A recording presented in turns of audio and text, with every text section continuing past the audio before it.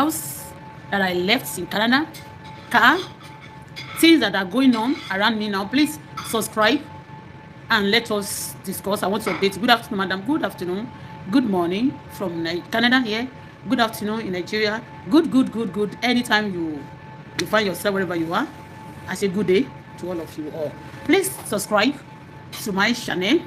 Listen, I want to update you what is happening. Tell you, please share for me with your phone on the Bola so that people can join me on YouTube. Share body, but you are doing live. Please.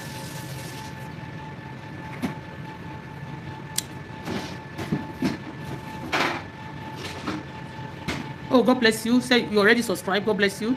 God bless you. Only when are you getting a job? Okay. Do you have one for me? Do you have one for me? I want to do it now, Tolu. Before I continue, I want people to join the live broadcast. Before I continue, I have a concrete discussion.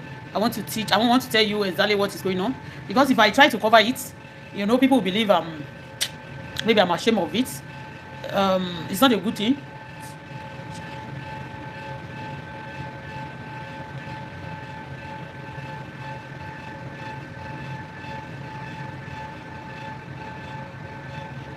I cannot suspend somebody under my platform. I want to suspend somebody under my platform. I want to suspend this person.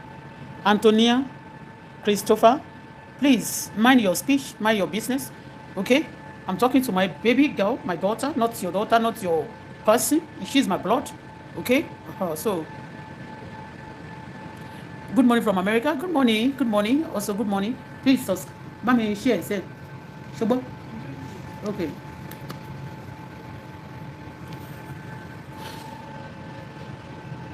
So, tó bá ti ṣe kó jẹ́ kí n mọ̀.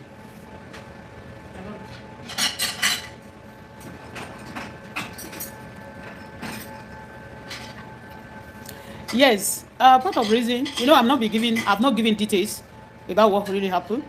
I broadcasted. A lot of people said, people know that I cannot use my daughter to do content, and I cannot do content that I will be crying like a baby. Okay, so a lot of people who hate you, I cannot, I don't want people to even pretend. So everybody cannot like me, and I don't like everybody too. Everybody have their favorites. So, but what happened is this.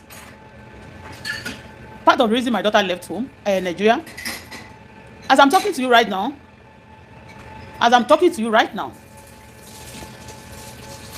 the wicked souls, as I'm talking to you right now, I bought this clothes when I was going to Nigeria. Okay? I wore this clothes when I was going to Nigeria. And that's why you can see me today. I'm still wearing it. I brought it back. But it will be needed. But something surprised me. My house, my team was evicted before I came back. And that's why my daughter said, when the waiting was going on, so she's out of reason. She said she wants to come and put things in place, whatever she can still get from those things. As I'm talking to you right now, we can only access the clothes we brought from home, from country Nigeria. This one, and the jeans and the clothes I wore when I was coming. I came with only two. Only aṣọ méjì ni mo mú wá. Aṣọ tí mo dẹ̀ mọ̀ pé aṣọ òtútù ni. Nígbà tí ọ̀rọ̀ ilé mi, ṣé mo pé mo sọ pé two things lọ́mọ mi sọ pé òun wá láti wá ṣe pé the way things were going on, ṣó ti yé pé òun fẹ́ put things in place. In fact, tá bá ṣe tán tá bá sọ pé okay o, a fẹ́ padà wá máa bọ̀ ní Canada. But nǹkan tí mo rí tí mi ò like náà ni pé mo ní kò sọ fún mi. My daughter, she didn't tell me. That pains me so much. And also caused me a lot of things now, but no problem. But the problem, major problem, tí mo dẹ̀ rí wickedness nínú àwa Yorùbá gan. Ó ti yé bẹ́ẹ̀ yẹn, because tó bá fẹ́ lo èèyàn fún yàn, ara ilé ò bá, ara ilé ni wọ́n máa ń lò against èèyàn. Ẹni tí mo mí pé ara ilé yẹn mí pé ẹni tó bá súnmọ́ ẹ, tí òyìnbó gan bá fẹ́ lò yàn against ẹ, wọ́n máa lọ wá àwọn tribe ẹni. If people also want to use other people gan àwọn èèyàn òyìnbó gan tó máa fẹ́ lò yàn against ẹ, wọ́n á lọ wá tribe ẹ náà máa gbé tiẹ̀ pé òkè fún ara yín o, ẹ máa fún ara yín lóògùn jẹ. So nítòótọ́ nítòdodo, a ní ọ̀rọ̀ ilé yẹn ó wà ní court ìgbà tó dẹ̀ ṣe judgement yẹn mo wà ní Nàìjíríà. In fact ibi tí mo fi mọ̀ pé àwọn èèyàn fẹ́ kí n ṣe mistake tí mo dẹ̀ mọ̀ pé wọ́n really plan for me to make fún serious mistake ọjọ́ tó máa lọ sí court yẹn wọ́n ti fún wa ní date àti time ó dẹ̀ pé kán sọ pé 4 o'clock wọ́n wá bẹ̀rẹ̀ case yẹn ní 11 so I will be màá lè wà absent so I will not be able to say anything so but later ngbà tí adébẹ̀ wọ́n wá ní àwọn ti pass judgement yẹn mo dẹ̀ bèrè wọ́n dẹ̀ ní kí ni mo fẹ́ mo dẹ̀ ní pé okay tán bá lè pardon mi pé for now mi sí ní country wọ́n dẹ̀ láwọn máa think about it whatever is going to be the case they will let me know mi ò dẹ̀ rí anything mi ò gbọ́ anything mọ́ láti ìgbà yẹn ìgbà tó náà ti mo wá pé agent ilé tí mò ń gbé China ló kọ́ lónìí gbogbo estate yẹn but ó ní Nàìjíríà àwọn tó jẹ́ partner náà bíi Canada wọ́n wà ń bẹ àti Nàìjíríà tó ṣiṣẹ́ ní company yẹn there is a particular lady tó ṣiṣẹ́ ní company yẹn orúkọ ẹ̀ mo mọ̀ mo pè é so I call this lady mo dẹ̀ sọ fún mo ní kò jọ pé I'm planning of course if I don't want to pay the house if I want to leave the house I will take my cars out of the place I will take my things out of the place màá máa ṣàlàyé àwọn nǹkan tí mo ní nínú ilé yẹn o màá máa ṣàlàyé àwọn nǹkan tí mo ní nínú ilé yẹn fún yín nísìn. So I called the lady and I said to her that I'm working towards a lot of things towards that when I come back I'm going to pay I'm only máa san gbogbo ẹ̀ tán but I will pay màá dé organize ara mi so that bí mi ṣe máa san because owó ilé mi in a month is 2,000 almost 3,000 so ti yẹ yín mẹ́yẹn so I will organize myself and again I will try and pay ìtì bá ti lè san màá dé organize because court also will tell you that go and discuss with the owner with the company yourself so they can because everybody need delay and anybody know they need the tenants so they can reason and I called this lady and the lady said okay no problem okay sorry no problem I was talking to this lady called tennis ṣe Yorùbá girl ọmọ Yorùbá ni ó dẹ̀ ní pé kò sí problem mo bá sọ̀rọ̀ pé kò jọ pé tí n bá dé I will do necessary thing are you talking to me okay mo ìmọ̀ pé sọ̀rọ̀ ń tẹ̀lé so ìgbà tó wá di ní ọjọ́ kan ṣé mo pé mo sọ pé mo ń lọ sí school ọmọ mi náà lọ sí school so we apply for this ìgbà yẹn gan tí mo ti wà Nàìjíríà gan mo wò pé okay because tó bá apply fún school loan wọ́n lè fún embassy at everything mo fọkàn mi sí pé okay tó máa fún mi embassy I will use that also to pay the school fees mo wá ń pè láti Nàìjíríà bí wọ́n ṣe notice pé mo gbé students kíní mi wọlé tó ti yẹ yín mẹ́yẹn mo kàn notice pé wọ́n kò bẹ̀rẹ̀ sí ṣe pátápátá because tó bá approve school fees mi fún mi then wọ́n máa send ẹ̀ sínú inbox inú ilé náà wọ́n máa send ẹ̀ sí then wọ́n tó máa send ẹ̀ síbẹ̀ ibẹ̀ ni máa ti lè rí gbà tí máa fi mú lọ sí báǹkì so because of that bóyá wọ́n rò bóyá mi ò fẹ́ wá mọ́ ni àbí ní ti ẹ̀ understand kẹ́lẹ̀ mọ́ pé those company àti lady tó ń pè tẹ́lẹ̀ yẹn she is very much about this thing tó ń ṣe fún mi ṣó ti yé bẹ́ẹ̀ yẹn so mo kàn rí pé mo wá notice wọ́n ṣe rí pé mo gbé wọlé torí mo pẹ́ kí n tó gbé wọlé mo ti ẹ̀ ń wò pé jẹ́ kí n dé Canada kó tó di pé mo gbé wọlé ó ti yẹ kí n san owó school gan tí mo jẹ mi tí ì san but mo ní kí n dé Canada because tíṣẹ́ẹ̀kì yẹn kó má lọ bọ́ síbò mi mo ti rò ọ̀nà méjì mo ṣàti ìgbà tó ṣàwárí pé eventually tí mo wá rí pé okay a ṣì ń pẹ́ ní Nàìjíríà yẹn let me kúkú máa submit it then bóyá tó bá yá gan o tí ó bá jẹ́ pé mi ò tí ì ṣetán tó bá jẹ́ owó tíkẹ́ẹ̀tì kan ni mo rí okay owó tíkẹ́ẹ̀tì mi ti jó eventually ọmọ mi á ra tíkẹ́ẹ̀tì títí ẹ̀ á lọ á lè mú chẹ́ẹ̀kì á dẹ̀ dé sí ilé mo dẹ̀ bọ́ ọmọ mi sọ̀rọ̀ ńgbà yẹn á dẹ̀ ọmọ mi dẹ̀ ní pé kí ní sùúrù pé a lè bá òun lè confirm lọ́dọ̀ immigration á dẹ̀ bẹ̀rẹ̀ lọ́wọ́ immigration tẹ́mi dẹ̀ kọ́kọ́ rò bóyá immigration o tó bá lo 6 months compared to ìlú Dubai àbí other country wọ́n máa ní o lè wọlé o máa ní láti lọ ṣe o máa lọ open portal again kankan bẹ́ẹ̀ but eléyìí kò rí bẹ́ẹ̀ but ìgbà tó ọmọ mi ṣáàrí ní ọjọ́ yẹn tí wọ́n sọ pé okay ẹ mọ̀ pé mo sọ níjọ́ yẹn I'm not putting any blame on anybody but mo notice pé ní ọjọ́ tí wọ́n da iṣẹ́ tí wọ́n ní Alhaji Aliko Dangote wọ́n dá gbogbo àwọn òṣìṣẹ́ wọn Nàìjíríà nílé iṣẹ́ epo yẹn wọ́n dá wọn dúró ọjọ́ yẹn gangan lọ́mọ mi kàn wo email ó receive email kan ó wá notice pé ó wá wò tó wá ti ṣí email yẹn ó wá jẹ́ kámẹ́rà tí a fi sílé ó wá rójú ẹlòmíì nínú kámẹ́rà ó wá sọ fún mi pé mọ́mí somebody ó ní strange thing ṣẹlẹ̀ mo ní strange thing meanwhile ìgbà tó ti ṣe judgement kan tó bá ti dé ọjọ́ tó bá fẹ́ evict tó bá ti fẹ́ evict the people if they cannot reach you they will send you letter they will copy you letter that okay today or tomorrow or this day so and date we are coming to evict your things out of the house. I was expecting mo ti sọ fún ọmọ mi pé okay o tó máa fẹ́ wá bẹ̀ yẹn wọ́n máa fún yín ní a week or 4 days okay if they give 4 days yẹn mo ti sọ fún ọmọ mi get yourself prepared or me either òun ló máa tẹ̀ lọ pay, or we go together, we go quickly and take our things out of the place. If they cannot wait for me to come and negotiate and pay instrumentally to the place. You understand me? So I now say, okay. So I was expecting, okay, any day they want to come, they will send you later. That's what they said. When you go to the line, when you go and check their website, it is written there that, okay, they will send you letter, they will copy you letter, we are coming so date. So if you have anything that you cannot lost, that is important for you, go there and take it before we come and do our job. Do you understand me? That's what the letter is about. And this house we are talking about, I have my documents. My daughter also have her documents. Thank God I went with majority of my documents. Do you understand? I went with majority of my documents. I have a lot of valuable things in the house. The car is a new car that I'm paying monthly on the car. So I have a lot of things that is more than the rents of the house. So I cannot, if I don't want to pay it, I will just take my things before I travel. I will take my things out of the place and put it in the storage. Then the storage, how much is storage? Maybe $50 in a month or $100. Then I will go and I will give there. But because I have mine to pay their money and to be living in my house, because even to be moving up and down, it's not an easy thing in Canada, especially when you have a furniture or things to move. It's not easy to be moving up and down. So I called this lady, I've told this lady that please, and he said, okay, no problem. Suddenly when I now noticed that strange person on my camera, I sent message to them quickly. I tried to communicate with those people that, please, where did you get my camera? They are not responding to me. So I came online and I was shouting that day and I was crying that, I noticed something, I wish it's not like that. I sent message quickly. My daughter busy sending message to them. He emailed them. Me too, I tried to call this lady. Call again. She's not picking. She sent message to me that, okay, the judgment in the court said they should evict. I said, yes, of course, it happened. But if they want to come and evict that date of eviction, they will copy me a letter. They will copy the landlord the letter. And also they will have their own. But I never received any call. I never received any email. No copy was sent to me. You understand me? So, and I was talking to this lady. He said she doesn't have anything to say. She doesn't have anything to say. That the court is the kirikon, this and that and that and that. And I was talking to her that, but I told you, I sent message to her that, but the last time we spoke, I was telling you that, please don't worry, I'm going to pay. But do you know what? Do you know why quickly they went to evict my things? Because they believe that already I submitted my application now. It's possible I'm going to have the money to pay. Yes.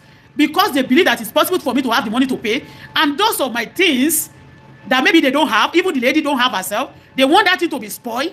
They want me to start again and, to lose my things. So, and that's why they are not copying me. And no letter was sent to me whatsoever. Do you understand? So, since that day, my daughter was also disturbed. I was very disturbed, but I talked to her. Can we be going now? She didn't give me a good response. But later she made that choice on her own. You understand me? I'm not lying to you. That's why my daughter said she came, because I'm being the one renting all this while, accommodating her, doing all these things. She worked at times too. Okay?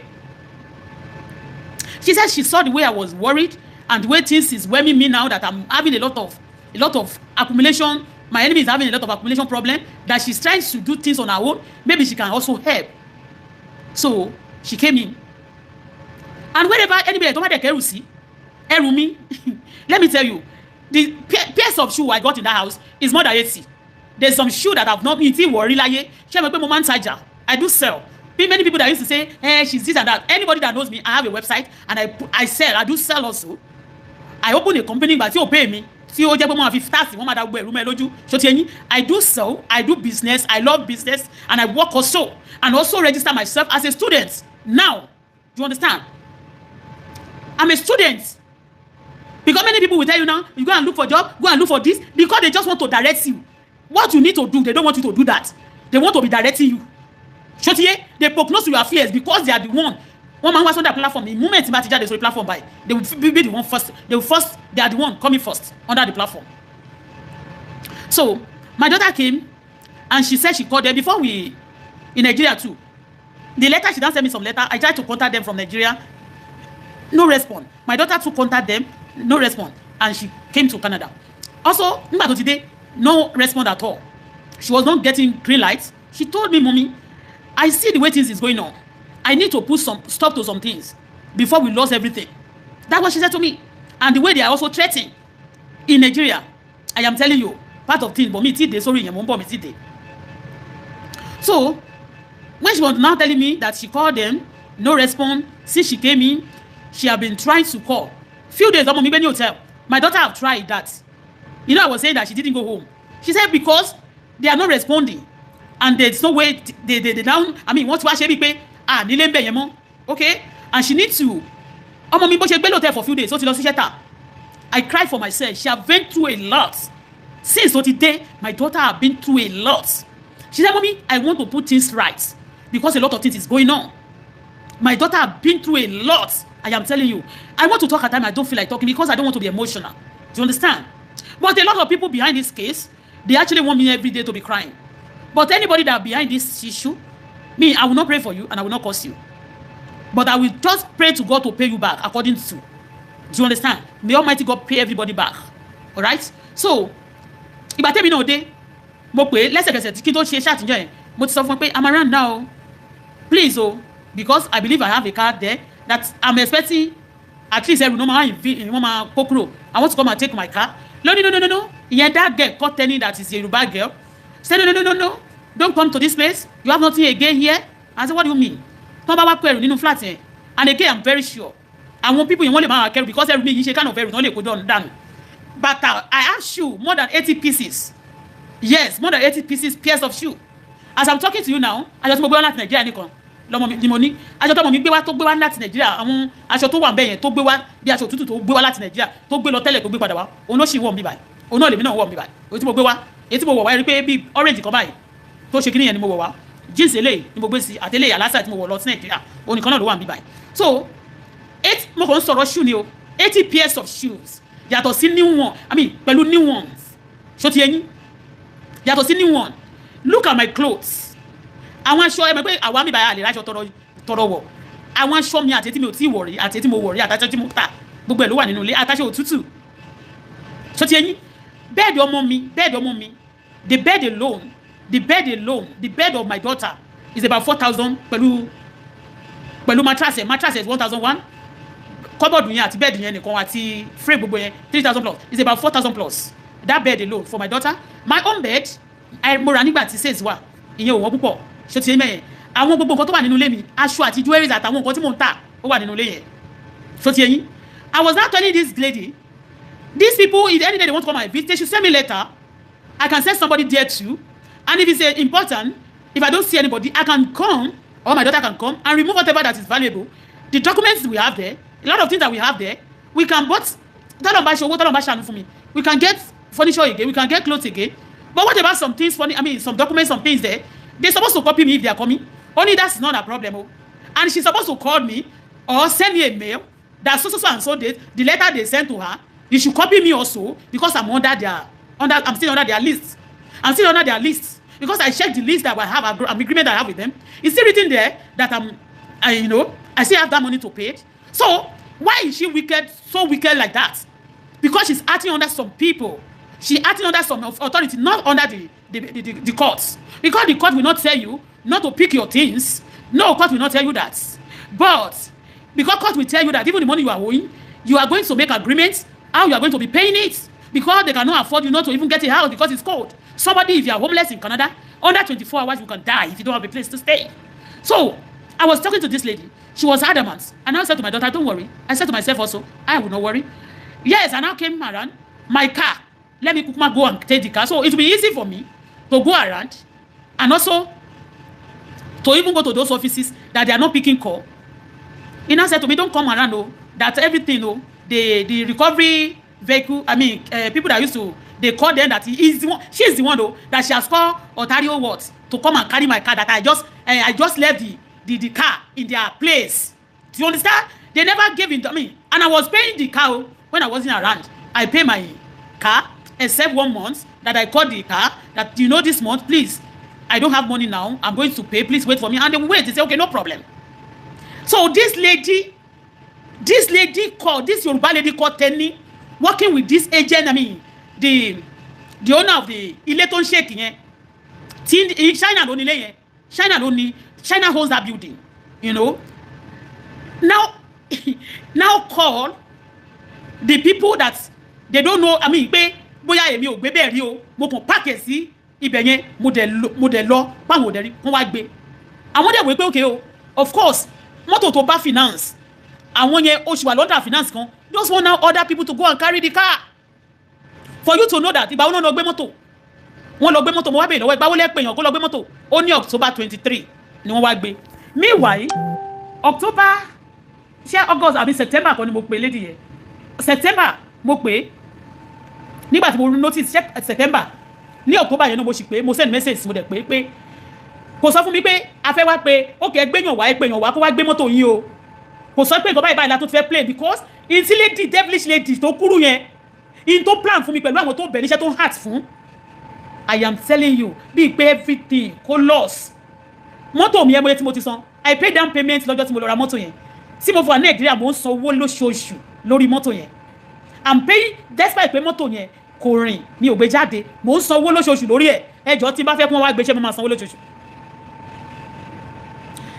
mo wá béèrè lọ́wọ́ ẹ̀ mo ní where are my things ó láwọn ti dànù ẹrù mi ò kí ṣe ẹrù tí wọ́n lè dànù ó sọ pé I am sure pé tí wọ́n bá wọnú ilé yẹn I am very very sure pé inú ilé mi bẹ́ẹ̀dì ọmọ mi yẹn ó lè wà nínú ilé ó lè wà nínú nǹkan tí tẹ́ni jẹ́ èèyàn tó fi ń sùn tó máa gbé lọ sínú ilé ẹ̀ because I am mo rò pé ni kò lè ra bẹ́ẹ̀dì nígbà tó ti dé sí Canada kò tí ì lè ra ó sọ wípé gbogbo ẹrù yẹn ò pa àwọn ti dànù mo kọ́kọ́ imagine gbọ́dọ̀ wọ́n fẹ́ dẹrù yẹn sí ṣó ti yẹ yín so they can plan that because they will need all my things bí mo ṣe bá yín sọ̀rọ̀ gbogbo aṣọ òtútù mi all my jacket everything gbogbo aṣọ wa gbogbo nǹkan wa bá ṣe wà yìí ó ní wọ́n ti dànù owó tó dẹ̀ ni mo jẹ wọ́n ní mo jẹ company ó ìwà lọ́ndà platform ó ìwà lọ́ndà agreement wọn tí bá ṣẹ́ẹ̀kì list of agreement wọn bẹ̀ ipò wà bẹ̀ ìyẹn that one is not cancel ó tún pèèyàn ẹ mọ iye tí mo san as a deposit lórí mọ́tò mi ẹ mọ iye tí mo san owó tí mo ti san lórí mọ́tò yẹn is more than $7,000 tí n bá fi ra mọ́tò níbi ìgbà mo sì lè rí venza tó jẹ́ 2000 and bóyá 10 or 11 or 12 tí mo máa lò ní Canada tó ìmọ̀ máa gbé mi kiri tí mo máa rí for 7,000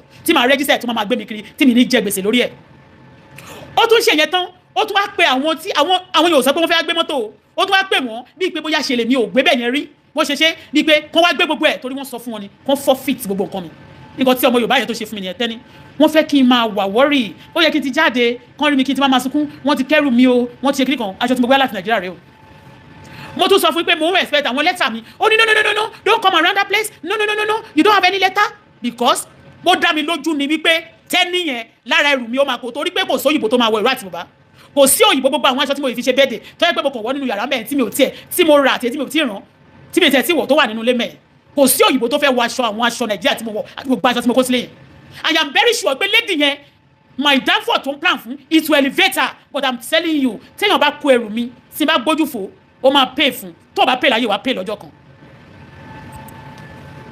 ó tún sọ fún mi they will send it to court now they will court yes tí court ṣe court fẹ́ dúbò mi ni pé a lot of people even the whole world wọ́n jẹ owó ní court wọ́n jẹ àgbáyé wọ́n jẹ wọ́n bag lówó ó ti yé mi ò fi yẹn post the country a lot of things is happening not me alone ọjọ́ tí mo lọ sí court ọmọ Canada tí wọ́n bí Canada òyìnbó they face a lot of trouble òun lẹ́nu mi ṣe di jọ̀ǹkì tó jẹun tó mu tó máa sùn sẹ́gbẹ̀ẹ́ títù tó máa dúró lẹ́gbẹ̀ẹ́ títù tó máa bẹ̀rẹ̀ sí mu kọfí tó máa mu gbómu nǹkan tó máa jẹ́ kó keep it warm tó máa jẹun tó ń sùn ní shelter a lot of things happening do you understand and that's why you have to tamọ́ra láti ṣiṣẹ́ mi ò kì í ṣe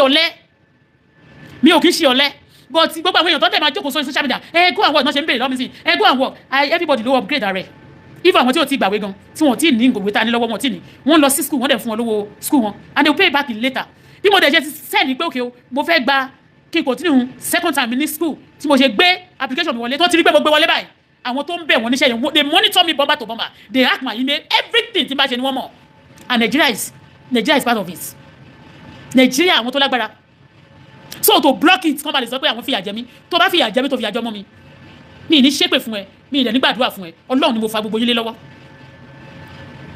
torí ẹ aṣọ tó wà lórí mi Nigeria mo ti mú wá ó ní mo wọ̀ lọ sí Nigeria gbà tí mò ń lọ láì nínú plane jẹ́ pé tẹ́ bá wà nínú plane ẹ máa nídìí aṣọ òtútù ẹ máa nídìí aṣọ jacket so I put it ó ní mo rómọ̀dì mo fi sínú luggage mi tí weather bá ṣe dáadáa ó ní mo ṣàwọ̀ dé Nigeria tó bá rí dáadáa gba ó ń kọ́ ni mo wọ̀ padà wá torí Nigeria hot torí gbà tí mo lọ náà òtútù mú so mo fi sínú jacket mi ó ní mo wọ̀ ń sìn mo wá ń pè wọ́n láti jọ́ yẹn pé where are my things and now call the people tó ń lọ gbé mọ́tò mo ní but I'm paying for this car if I'm not paying now for 6 months and I'm not communicating with you is another thing I'm paying regularly for this car every 2 weeks ni mo ń sanwó despite pé mi ò sílé mo ń sanwó mi àwọn yẹn dẹ̀ kọ́ wọ́n dẹ̀ ní pé sorry we are sorry somebody wọ́n dẹ̀ dárúkọ àwọn ibi òun dẹ̀ ní secretary wọn tó máa tó ń ṣe iṣẹ́ yẹn tó ń carry that that activities on behalf of the company. One is so and so company call us to come and pick this car. So wọ́n àwọn dẹ̀ lọ síbẹ̀ wọ́n tó pé wọ́n sọ pé wọ́n pè wọ́n ni báwọn sọ pé àwọn fẹ́ process car mi báwọn ló sọ pé wọ́n kì í o ẹnìkan òbí pé wọ́n kàn wá gbé mọ́tò wọn àbádọ́n rẹ̀ síbẹ̀ yẹn sọ́dọ̀ wọn ò sọ pé mo ń gbélé wọn o àwọn evict mi o àwọn ṣèkà fún mi o. I wasn't around in Canada. If I'm not around, they can even give me nǹkan tó kọ̀ lè ṣe ni wọ́n lè fún mi time kí wọ́n béèrè lọ́wọ́ mi pé when are you coming? Má dẹ̀ sọ pé ọjọ́ báyìí bá ni máa dé o wọ́n dẹ̀ fún mi time tí bá dẹ̀ dé gbogbo tí má dẹ̀ ní okay for that period of time tí mo fi sílẹ̀ ara yẹn you are going to be responsible for the payment. Okay má dẹ̀ ní okay o tí bá sọ pé okay I'm not going to be responsible ìyẹn is another thing wọ́n lè evict me but I'm going to be responsible and few minutes for me to be coming ẹ mọ̀ gbàtàn kó ọjọ́ tí wọ́n sọ wípé Alhaji Aliko Dangote dá gbogbo àwọn òṣìṣẹ́ wọn dúró tó jẹ́ ti Nàìjíríà yẹn ọjọ́ ìgbọ̀ngàn náà ṣe bẹ́ẹ̀ fún mi anything tó bá fẹ́ ṣe fún Alhaji Aliko Dangote tí Alhaji bá ń ṣe fún yọkan àwọn náà máa ṣe fún mi. This is what you are doing is a wickedness of the highest order. You have been telling me that of recent what you are going to do to me is to shock me. I'm going to have stroke. God forbid. That will not be my portion, will not be my daughter's portion. But let me tell you, whatever you sow, you reap it. I am not sowing bad thing. At this junction, I'm still saying it authoritatively that I'm a good girl. I'm a good woman. I make good for people. I make good for myself as well. I never have a mind of cheating anybody. Okay? But if the people want to cause me problem because they seniors me or they are expecting things from me and I'm not dancing to that tune, I may not understand your tune self. The tune you believe I'm not dancing to. I may not understand it. You may think I'm just being stubborn. I may not understand. Not that I'm stubborn. Okay? So, I call those people and they are telling me that they are not the one that came to pick the car. They report given to the car that they just somebody parked the car. They don't know who owns the car. That they should come and pick the car. And that's why they went there to carry the car. And if the car is not taken, my car will be in auction because all the car keys with me. Because they called them. And I told them the other day, I said, even me, I called TD the other day because that's my finance, the one that financed my car loan. I said, I called them few weeks ago. So, and they said, no problem. When so if I know that they have called them, that they are even to pick my car up, will I call them and say that I will continue to pay? I could have called them that day. Whatever, is in storage. But this person, they want me to lose everything. You see that, any? You are a stranger in this land. Those people who sponsor you against me, they know we pay you back. I'm not going to curse you. But any of my things, or my daughter things, gbogbo bed mi, àti gbogbo àwọn furniture mi, àti gbogbo nǹkan mi, èké yìí nínú ẹ̀ tí ìwọ bá lò, tó bá mú nínú ẹ̀, májèlé ni o, májèlé ni. So ẹni tó bá ti lo ọmọ tẹ́nírí, ọmọ tó jẹ́ pé ó ń ṣiṣẹ́ pẹ̀lú àwọn China tó nílé yẹn, tó bá lo nǹkan mi, simply tó jẹ́ tó torí ẹ̀ gangan lẹ̀ ṣe jẹ́ kí ìmọ̀ ọjọ́ tí wọ́n máa wá. Copy me. You didn't send your copies to me that you'll be coming. I have a lot of documents. My daughter also have a lot of documents in that house. And you are telling me that you throw everything, you want me to restart again because you are planning evil against me, telling me that I'm not going to get my paper, I'm not going to be civilized in this country, and the Lord shame you. Now you are looking for another way to destroy me. That I've not offended you. And the money, Kuma, you still write it, it's still there on my account that I'm going to pay back. And you want to destroy whatever I've worked for good 8 years in Canada. For good 8 years in Canada, you want to destroy it. And you still want me to be paying debt upon that. I will not curse you. I will not curse you. I will not say anything against you. But the Almighty God, tó mọ gbogbo nǹkan tẹ́ ṣe fún mi, tẹ́ ṣe fún ọmọ mi, tẹ́ fẹ́ destabilize wa, tẹ́ fẹ́ derail wa, tẹ́ cheat wa, táwọn tó cheat wa Nàìjíríà náà, tẹ́ tún support wọn, tó jẹ́ pé ẹ̀yin lẹ lágbára jù. Kudos to you. Kudos to you. Thank you so much. So mo kàn ní kí n sọ fún yín ni. Ṣó ti yẹ yín mẹ́yẹn? Mo kàn ní kí n sọ fún yín ni. Tẹ́ bá rí mi pẹ̀lú aṣọ yìí many times.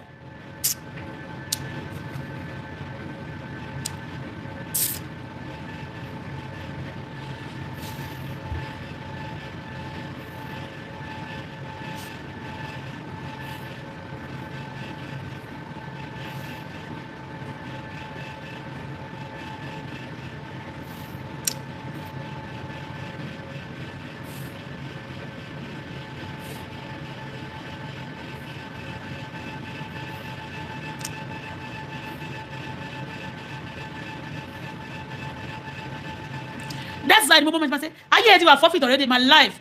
Surely furniture it's not my life. You see those furniture, those things, it's not my life. And it's not my daughter's life. Okay? My life, my daughter's life will not be forfeited. All your evil plan, it's a plan. May God pay you back. And those of you who don't have bad plan for me, who's sorry for me, who have been praying for me, God bless you. Who praying for my daughter, God bless you. Please, those of you prognosing to my fears, my daughter fears, that you are not contributing positively, please, mojú ẹ̀san torí Ọlọ́run mi ìyẹnu sọ̀rọ̀ tẹ torí pé ẹ̀san wà o Ọlọ́run ẹ̀san ó wà I may not be kò sweet mọ́ mi o inú mi ò dùn o ṣùgbọ́n mo fi gbogbo ẹ̀ fún Ọlọ́run ṣé ti yé ó pé èèyàn èmi pè ìwọ olóò ti gbọ́ don't worry I will pay see of course n bá dé I will pay ṣé wá dẹ̀ pé mo máa agreement kò ní lè lọ́mọ́ ok iye tí n bá sọ nínú yẹn má dẹ̀ sọ yòókù bí ṣe máa sọ instrumental bọ́n ṣe ń ṣe nìyẹn ní Canada because nígbà míì nǹkan lè le àwọn òyìnbó go face trouble and you say you heard me and okay tó bá ti wá jẹ́ pé fẹ́ kó ẹrù kó nílé mẹ́yẹn ẹ máa fún mi ní later bóyá ẹ ń bọ̀ ní next week o you send me letter or email me then I will come and take whatever necessary èyí tí má dẹ̀ wí pé mo lè forgo and I will leave it ẹ fún mi ní copy that you are coming and I wasn't aware and you did this because my furniture ti wọ̀ ẹ́ lójú tẹ́ni if you use any of my things or my daughter things for your own family mi ní sọ kankan but máa retí ìdájọ́ láti ọ̀dọ̀ Ọlọ́run máa retí torí pé tí èèyàn bá mú yàn Ọlọ́run lè gbà lẹ̀ tọ́lọ́run bá mú yàn kò sẹ́ni tó lè gbà ẹ̀yin lẹ́rìí pé mú mi Ọlọ́run máa gbà mí ẹ̀yin lẹ́rìí pé fẹ́ mọ́ mi Ọlọ́run máa gbà wá sílẹ̀ ṣùgbọ́n ẹ̀yin Ọlọ́run á mú yín Ọlọ́run á ṣe kí ni á mú yín wọn ẹ̀ lè ló nǹkan mi fún ẹlòmíì o ẹ̀yìn ẹ̀rín korí gbogbo nǹkan tó wà nílé mi Nigeria pure African thing ni àti furniture mi they are very expensive ibi tí mo ti rà á nígbà tí mo ti rà á nígbà tí iṣẹ́ ṣì wà dáadáa ní gbòòrò Canada yẹn ní Quebec ni mo ti rà á oríṣiríṣi nǹkan lójú mi ti rí oríṣiríṣi nǹkan lẹ́tí dà ságbádá mi so simply because you hate me simply because a lot of life náà ti wà saved through me I don't know what I have even done to you to warrant all this with all the story tí mo ṣe sunkún wicked o ilé ayé ìkó tó gún àwa nìyẹn o ó nìyẹn I won't say more than that sori pé mi ṣe pé I won't say anything I won't say anything mo tún pè ẹ́ mọ́tò mi tún wà ń gara gbogbo kọ́kọ́rọ́ ló wà lọ́wọ́ mi bíbá look at the key I believe that they should call me to come and get the key lónìí when I came in too I'm expecting a lot of letter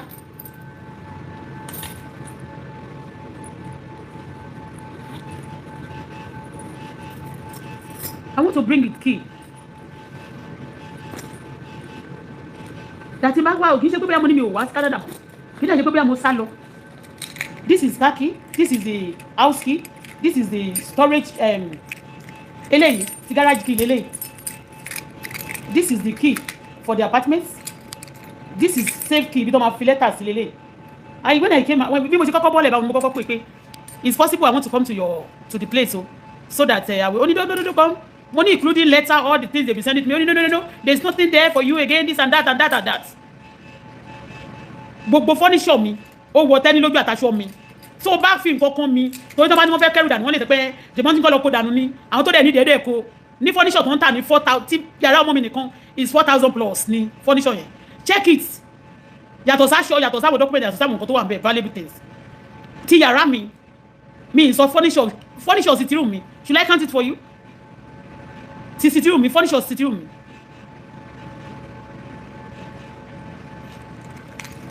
ẹni tí ò mọ story mi tó bá mú lára àwọn kìnìyàn tó bá lò àlàáfíà ní fún but tẹ́ni àtàwọn tó wà nínú ilé yẹn tí wọ́n copy mi láti lè sọ pé wọ́n lè possess nǹkan mi wà láìtàláì wọ́n ní láìkú ẹ̀gbìn wọn kì í fawọ́ ẹ̀ ṣe gbẹ̀dú Ọlọ́run ní jẹ́ kí n kú lójú ẹ̀mí yín ni wọ́n máa ṣe pín ìkógun yín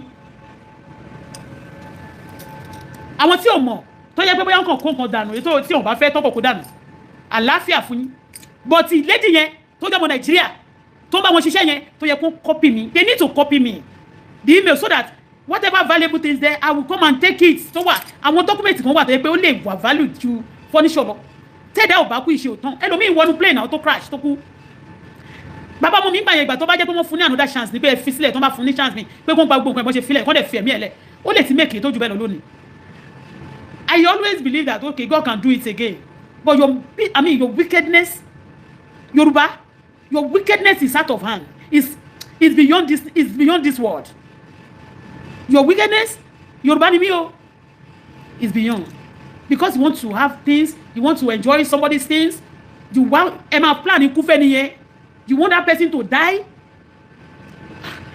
kí ló máa kọ́ sí ẹ nígbà tí wọ́n ti sọ pé kíní kan mo ní please tell me tó bá ti bọ̀ wọ́n ní wọ́n máa nígbà tí mo tún sọ̀rọ̀ ní court báyìí àwọn court said to me that they are going to of course they are going to send you a letter before coming they are going to send you a letter before coming I was telling Eteni no letter was sent to me he said hey I don't know about that shebi you suppose to they send you a letter that they are coming are you not the one that going to open the door for them you should copy me the letter any day they are coming okay copy me immediately okay they are coming so and so date o if you are a good person me too I will come and remove my thing ṣe bọ́wọ́ lẹ́ni mo jẹ yín ṣé ilẹ̀ lẹ́rù mi ni But because you are jealous of me, maybe you are working, you came into Canada too, you don't have such furniture or whatever acquired, you don't have it. You want systematically almost want to spoil it. And you two came here, you want to you want to be settled in this country. Tell me, I leave you for God. You see, I leave you for God. If other people use those of my things, I laugh at you. But if you use any of my things, you pay for it. Nobody, I'm not going to collect cash from you like this. Almighty God will withdraw things from you to replay that thing. In that of my way, oh my Jew, what about no? I don't about wickedness. I'm busy talking to you, and you busy wickedness. You practice your wickedness on this level. As a secretary, when they serve you the day they are coming, if they don't have my email, and they will have my email, you should copy me too. You don't copy me. I started seeing people in my camera, and you are telling me with all my things in the house. Shesh the professor. I have 80 pieces, more than 80 pairs of shoe, new one and the automotive one. I sell things, I sell clothes, I sell shoe, I sell bag.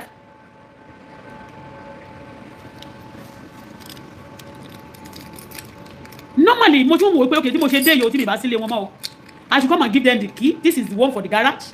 This is one for the safe. This is one for the door. This is one for the ikosha. I have about 4. And also extra key also. Mi ò jẹ́ wo mọ́tò náà, àwọn mọ́tò yẹn tún pé àwọn onímọ́tò kó wá gbé mọ́tò kó gbé lọ sí offshore. Wow.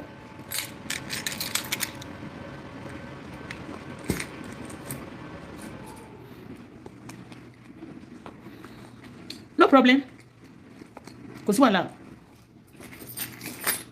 And I just know that you are looking for me. Kàn sọ pé okay nǹkan kan ti ṣe mí. So that's when you read. Gbogbo ogun tó lé mi tó lòun ní dẹ̀yìn, Ọlọ́run máa fi kú dẹ̀yìn lẹ́yìn mi. Ọlọ́run á fi kú pa gbogbo ẹ̀yin tẹ́ bá jẹ́ ogun fún èmi àtọmọ mi. Tẹ́lẹ̀ sì ní dẹ̀yìn, Ọlọ́run bá mi fi kú pa yín kọ́dún tó parí. Ẹlẹ́dẹ̀yìn lẹ́yìn mi kí jẹ́ sinmi díẹ̀. I want to have my breathing space for a while. Ìyẹn bó ṣe jẹ́ o. Bí mo ṣe wà ń sìn. Mi ì sí nílé. Airbnb tọmọ mi rent ibẹ̀ náà ni mo wà. Airbnb tọmọ mi rent ibẹ̀ náà ni mo wà. Kọ́mọ mi tó rent Airbnb ó lò few days hotel ó lọ sí shelter a lot of things lójú ẹ̀ ti rí. Kí ló dé ṣé wọ́n kẹrọ mẹ́rin kó kàn pa ni ṣé yóò kí ni mo ṣe fún yín gangan eléyà sọ pé òkè bóyá nìkan fẹ́ jà mí lólè mo kọ̀ àwọn ti pastor nìyẹn àwọn pastor wà náà wọn tó ṣẹlẹ̀ yìí o yes eléyìí tó ṣẹlẹ̀ yìí àwọn pastor wà ńbẹ̀ I know it. Everybody needs choice ti tiẹ̀ tí n bá sọ pé tí wọ́n bá sọ pé ẹni báyìí ló fẹ́ èmi náà lè sọ pé ẹni báyìí ni mo fẹ́. You don't need to kill me because of my choice. You don't need to kill me and I don't need to destroy you because of your choice. And I'm not going after anybody. Okay, again, àwọn èèyàn tún jà mí lólè. Mo tún let's go. Kí ló dé? Ìwà ìkà yóò dá o. No problem. Mo fi yín sílẹ̀ fọlọ́. Gbogbo yín pátá. I leave you for God. Ṣé ti fìlà? Àwọn fìlà tó gbásí tó yẹ pé àsìkò tútù yìí sí ẹ máa lò wọ́n. Tó tútù bá tún lọ ẹ tún máa lò wọ́n. Because sọ̀rọ̀ bá ti kọjá ẹ̀kú, a máa fi rẹ́rìn-ín àbí ká máa bọ̀. Jagaba lele tẹ bá fẹ́ ra auto gèlè àgólé Oòduà gbogbo èyí tẹ bá fẹ́ ra auto gèlè ẹ ṣáà ti pé pélé ní kébọ níbi àgólé Oòduà máa kó auto gèlè jáde fún yín lóríṣiríṣi tó bá wá jẹ́ pé Jagaba tẹ́wọ́ lómi bí náà lẹ bá fẹ́ máa kó jáde fún yín ní kọ́lọ́kọ́lọ́ lóríṣiríṣi tó bá wá jẹ́ pé Queen Tèmítọ́pẹ́ lẹ bá fẹ́ máa kó jáde fún yín lóríṣiríṣi kọ́lọ́ Queen Tèmítọ́pẹ́ tó bá wá jẹ́ Lady K ẹlẹ́nu pẹlẹbẹ òun lẹ bá fẹ́ Lady K ẹlẹ́nu pẹlẹbẹ òun náà wà gbogbo jù sí mo kàn ra ṣàwọn sáàpù díẹ̀ wá sọ́dọ̀ mi bíbà mi mú Lady K ẹlẹ́nu pẹlẹbẹ wá mi ò mú wá bọ̀ tó bá yẹ pé tàṣàkẹ́ lẹ bá fẹ́ Àṣàkẹ́ gbogbo yín ṣàlẹ̀ mọ Àṣàkẹ́ TV onígèlè gangan pàkó gbọ́ṣùtì orí ẹlẹ́gàn ló dàrú òun nìyí wájú lọ́wọ́ ẹ̀ parí sí ẹ ti rí báyìí ẹ̀yin tẹ́ bá láìkì gèlè Àṣàkẹ́ yẹn wá ra fìlà Àṣàkẹ́ òun lélẹ̀ ẹ̀yin tẹ́ bá láìkì àwọn fìlà Queen Mariam bí Queen Mariam ṣe máa ń wé gèlè wọn yẹn fìlà ilé bí wá gbé wá fún yín kẹ́ wá rà òun lélẹ̀ fìlà Queen Mariam ó wà ní kọ́lọ́kọ́lọ́ lóríṣiríṣi òun ló wà láwọn fáìfáì kọlọ̀ tó yẹ pé ó sẹ́ ẹ bó ṣe sí pléètì sí lára pléètì kún ara ẹ̀ ní tẹ́ bá wé tó báyìí tẹ́ bá dé tó tẹ́ bá ra set ẹ̀ báyìí ó máa fọ́ ẹ̀ bó ṣe máa yọ step by step rẹ lórí yín same ti black yìí náà ó wà lóríṣiríṣi ẹ pè mí o ẹ wá bá mi rajà ojú òní tíyì àwọn fìlà tún sì kù lóríṣiríṣi gbogbo ẹ̀kọ́ ló wà bí báyìí ó wà nínú náà so gbogbo ẹ̀kọ́ ló wà bí mo kàn yọ àwọn kọ̀ọ̀kan wá ní pé kí wá fi hàn yín ṣe ti irú torí mi tún lélẹ̀ so ẹ̀yin tẹ́ bá dìdì fìlà ẹ pè mí ẹ̀yin mọ́ mi bẹ̀yìn dáàdì bẹ́ guess what àti láwọn ọjà tuntun gbogbo ẹ̀yin tẹ́ bá fẹ́ ra àwọn expression tẹ́ lè fi ṣe irun yín lọ́lọ́pọ̀ òjọ̀kan lóríṣiríṣi ẹ wò ó ti wọlé bíbà ẹ̀yin tẹ́ bá fẹ́ ra ọṣẹ ìwẹ̀ dúdú osùn ó wà ẹ̀yin tẹ́ bá fẹ́ ra ọṣẹ ìwẹ̀ túrà ó wà ẹ̀yin tẹ́ bá fẹ́ ra àbólíkí wà rọ́ọ̀bù wà gbogbo lòwò ní lédíkẹ́ tẹ́ bá fẹ́ ra fix gan tẹ́ fẹ́ ra fix tó ta dáadáa tí kì í ṣe fix tó yẹ pé tẹ́ bá ti lò 2 to 3 days báyìí ó ti tán nìyẹn ti jù sígbó àwọn fix tó ta dáadáa tó gbá ski tó mú yes ó wà lọ́dọ̀ lédíkẹ́ gbogbo lòwò lọ́mọ àbí ẹ̀yin wá fẹ́ ra àwọn correct fish gbogbo ẹ̀yin tẹ́ bá mi rẹ ẹja mi ẹ ṣe rí ẹja Thailand tí mo ní lọ́tẹ̀ yìí àwọn ẹja yẹn tóbi ó kọjá bẹ́ẹ̀ gbogbo kátọ́ọ̀nù yẹn báyìí ìlàlá ni kódà mo tuntun ti order because ó ti fẹ́ tán mo tuntun ti order abẹ́ ìgbọ́ ẹjẹ́ lọ mú wá kẹrí.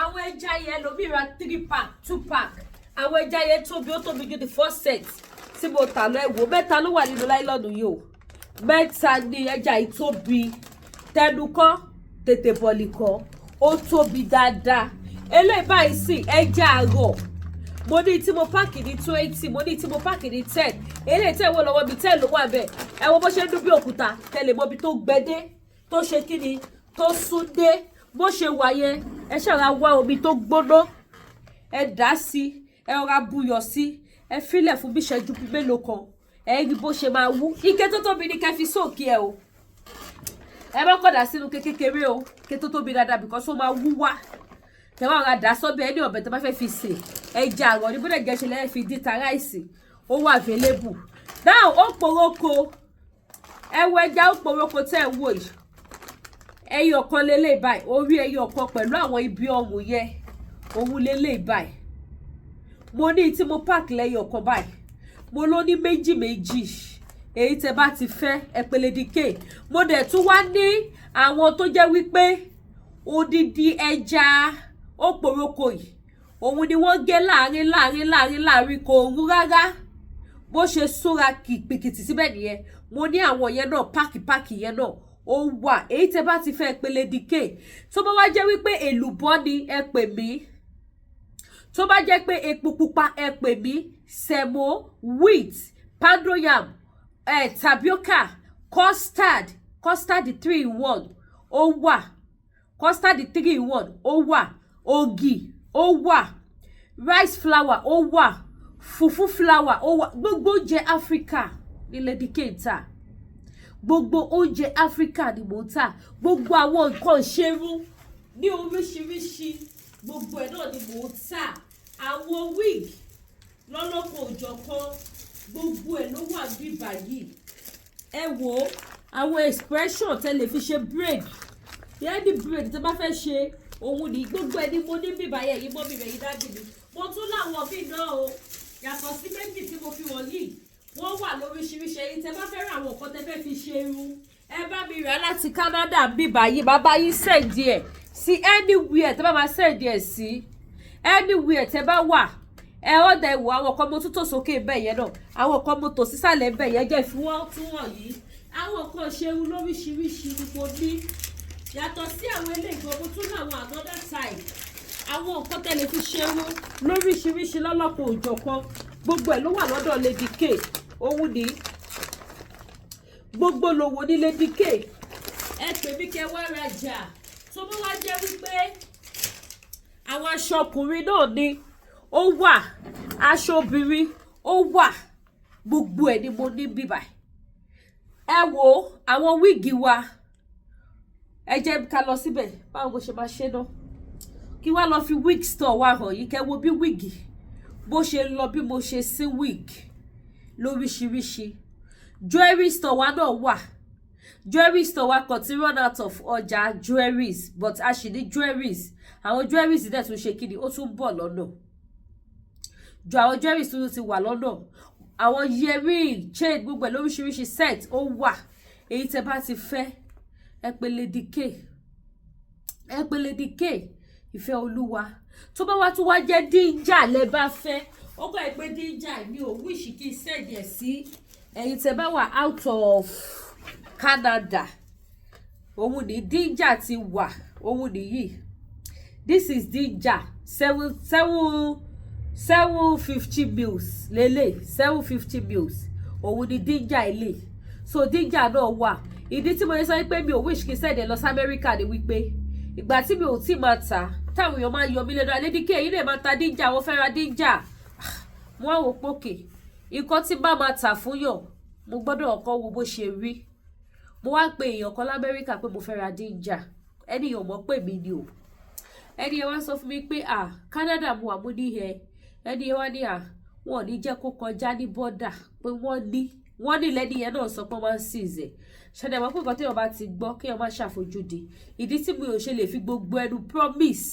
pé mo lè send ẹ̀ sí Amẹ́ríkà nìyẹn the only thing tí mo kàn lè ṣe mo lè risk ẹyọ kan wò tí bá rí ọ̀kan tó bá fẹ́ ra l'Amẹ́ríkà mo lè send ẹ̀ tó bá wá ṣìṣẹ́ àjọṣe ní 50-50 tó bá ṣìṣẹ́ àjọṣe ní 50-50 tí wọ́n bá wá ṣìṣẹ́ a jẹ́ pé ló wà lánìyẹn irú lọ́fídàsí tó máa sọ pé wọ́n lè send sí Amẹ́ríkà èmi send ẹ̀ àwọn tó ra pọ̀ mọ́ Ìjẹ̀bú lọ́wọ́ mi l'Amẹ́ríkà ló wà jù ó yà wọ́n lẹ́nu bí pọ̀mọ́ yẹn ṣe débẹ̀ ẹni tó yẹ kó ti ra opportunity kó ti ra púpọ̀ wọ́n ra 1 pack 10 ẹni mo kó sínú pack later lọ́wọ́ jẹ́wọ́ fún mi pé àwọn wo bí àwọn máa jẹ́ kó dọ́dọ̀ àwọn ni ọwọ́ aláwọ̀ fẹ́ rà sí mo ní pọ̀mọ́ ti tán kò sí pọ̀mọ́ Ìjẹ̀bú mọ́ ọ ní àwọn dẹ́ni káwọn wo ni ó gbọ́dọ̀ pọ́n máa ń ṣìṣẹ́ wọ́n máa ń ṣe làwọn ṣe try 1 pack wo mo ló ti tán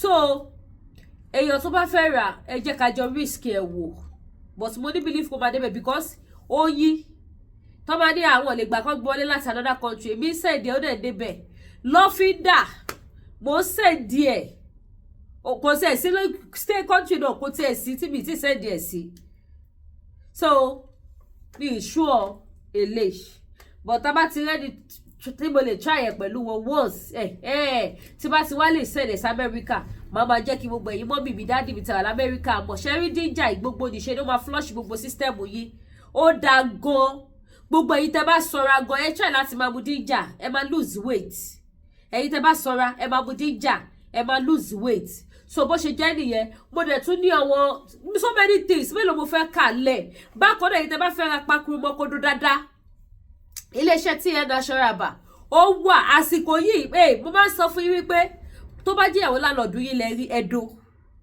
bó bá jẹ́ secretary yìí níbi iṣẹ́ ẹ̀dọ́ ẹni obìnrin tẹ́ bá rí dídólòbò ẹ wá ra àgúnmu manpower tó máa jẹ́ kẹ́ lè perform dáadáa àgúnmu diabetes ò dáa ó jẹ́ àìsàn tó máa ń jágùn gbogbo ẹ̀yin tẹ́ bá nílò oògùn diabetes ó wà available sí oògùn jẹ̀díjẹ̀dí ó wà available sí èyí tẹ́ bá ti fẹ́ ẹ tètè pè mí kí n lè tètè bá yín send díẹ̀ ká tó súnmọ́ àsìkò ọdún tọ́dún bá ti súnmọ́ ọjà ò kí ń tètè deliver ó máa ń pẹ́ lójú ọ̀nà so bó ṣe jẹ́ nìyẹn gbogbo ẹ̀yin dáàdì mi tẹ́ ṣọ́ra tẹ́ dẹ̀ fẹ́ lo native ẹ pè mí ẹ̀yin dáàdì mi tẹ́ ga tẹ́ dẹ̀ fẹ́ lo native ẹ pè mí àdìrẹ tó gbáski àwọn àdìrẹ tó mú yes àwọn àdìrẹ tó yẹ kó tẹ́ bá wọ̀ bá wọn mọ̀ pé yes ọmọkùnrin lélẹ́yìí èèyàn lélẹ́yìí ṣá mo ní wọ́n bíbà ó wà bákan náà ẹ̀yin mọ́mì mi náà tí ẹ fẹ́ lu aṣọ tó dáa mo sọ fún yín pé mo ti kó àwọn ọjà tuntun wọlé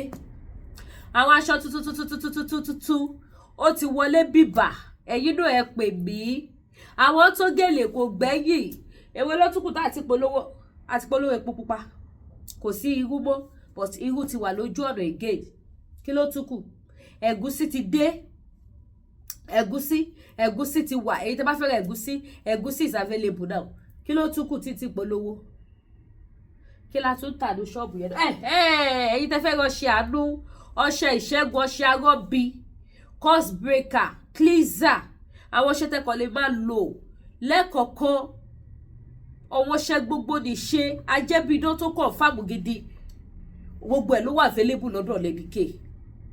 Àwọn iṣẹ́ tó mú yes ó wà lọ́dọ̀ Lady K. Àgbà tó lómi nínú kò kí n pariwo. Gbogbo èyí tẹ́ nídìí àwọn nǹkan àjò ìfẹ́ ni anyone ni ẹ pè Lady K Ìfẹ́ Olúwaṣò, the baby of Odùduwà nation. Gbogbo ẹ̀ lẹ máa rí. Gbogbo àlákàlà yẹn ó máa dópin. Gbogbo àmúbọ̀ yẹn máa dópin. Gbogbo ogun tó ń dìde sí yín from nowhere ó máa dópin. Gbogbo kọ́ máa bínú yín, kọ́ máa kórìíra yín, gbogbo ẹ máa ṣe kí ni?